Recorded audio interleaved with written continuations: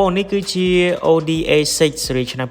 2026ជាប្រភេទ sedan និងក៏ជា model ចំនួនថ្មីចុងក្រោយបង្អស់ផងដែរដោយវាត្រូវបាន design មកខាងក្នុងគឺជាប្រភេទ high tech interior ដែលសុទ្ធសឹងតែជាបច្ចេកវិទ្យាទំនើបនិងវាត្រូវបានរចនាឡើងមកជាមួយនឹងទ្វារ4កៅអី5ប្រអប់លើចំនួន7វគ្គអូតូម៉ាស៊ីន V6 3.0 លីត្រ twin turbo charge ដែលអាចផលិតកម្លាំងខ្សែបានរហូតដល់362 horsepower និងដំណើរការដោយ all-wheel drive បងប្អូន ODA6 នេះវាបានបំពាក់មកជាមួយនឹងអំពូលភ្លើង LED អំពូលភ្លើងបើកពេលថ្ងៃក៏ជាប្រភេទ LED សញ្ញូ LED មានកាមេរ៉ា360ប្រព័ន្ធសាកថ្មអត់ខ្សែ Android Auto Apple CarPlay USB connection មានអេក្រង់ touch screen speaker ជាប្រភេទ premium brand មានចង្កូតស្បែករាងអក្សរ D កៅអីស្បែកបែប sport ដំបូលបើកហើយវាក៏បានបំពាក់មកជាមួយនឹងប្រព័ន្ធសុវត្ថិភាពដូចជាប្រព័ន្ធជូននៅក្នុងពីការបុកប៉ះប្រព័ន្ធចាប់ប្រាំងបន្ទាន់ដោយស្វ័យប្រវត្តិប្រព័ន្ធរក្សាកន្លងផ្លូវមានប្រព័ន្ធ ABS មាន blind spot ឲ្យសញ្ញានៅពេលដែលមានយានយន្តវ៉ាចែង adaptive cruise control កំណត់ល្បឿនបើកបរតាមយានយន្តនៅខាងមុខ parking sensor មាន